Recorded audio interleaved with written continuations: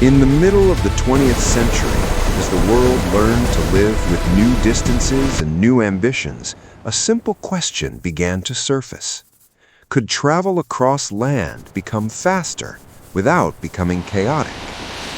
In 1957, on modest test tracks in Japan, engineers began to challenge assumptions that had defined railways for more than a century. Steel wheels, heavy locomotives, and the accepted limits of vibration and speed were no longer taken for granted. What followed was not a sudden leap, but a careful, methodical pursuit of refinement. Early trials were uneasy, rails flexed, power systems strained, but progress arrived through patience rather than force.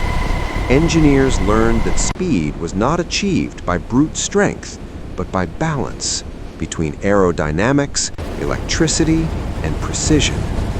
In 1964, the Shinkansen entered service.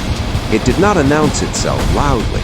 Instead, it demonstrated something unprecedented, a train that could travel at extraordinary speed while remaining smooth, quiet, and dependable. Le nez pointu, une vraie flèche. Oui, ça réduira la traînée. The shape is revolutionary, and those headlights. This diesel will outpace electric.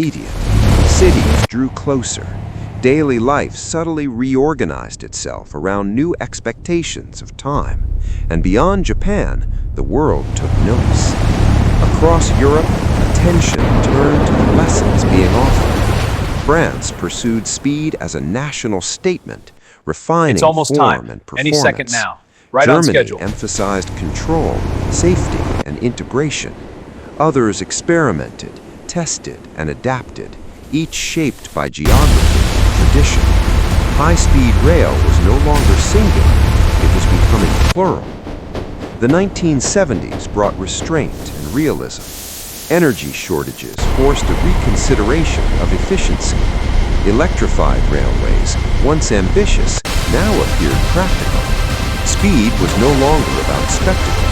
It was about sustainability and reliability. By the 1980s, high-speed travel had matured. Trains regularly exceeded 250 kilometers per hour. Records were set, then quietly surpassed. Inside the carriages, the experience remained calm, almost uneventful, a sign that engineering had succeeded. The 1990s transformed speed into structure. New lines crossed borders. Stations evolved into civic landmarks. High-speed rail no longer followed cities. Cities grew around it. Movement became embedded in the geography of everyday life. In the early 21st century, the scale changed decisively. East Asia expanded high-speed rail at a pace unseen before. South Korea joined established networks.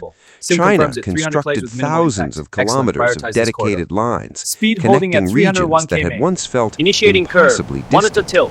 Speed, once exceptional, became routine on a continental scale. Let's review them. The 2010s pushed performance further still. 300 kilometers per hour became common.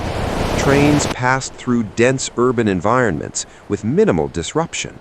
The sensation of speed faded from perception, replaced by trust. Yet traditional rail had limits. In the 2020s, those limits were addressed not by refining wheels, but by removing them.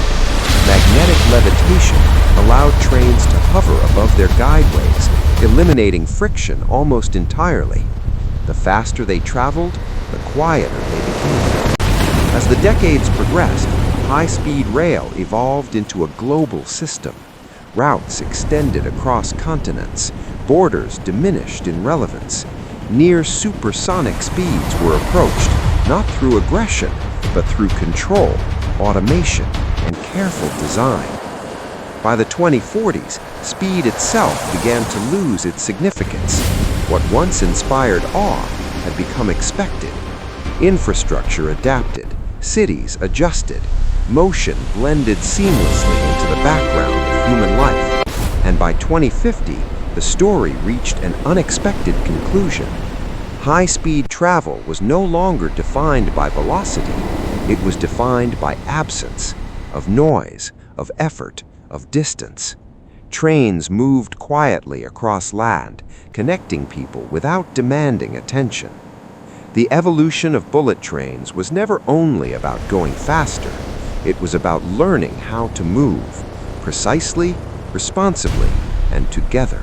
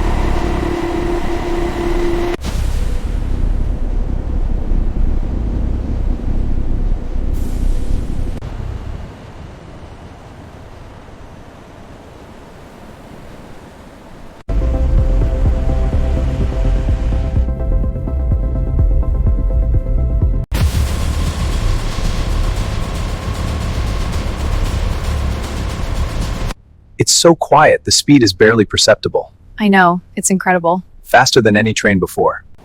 This is incredible. It's like flying on the ground.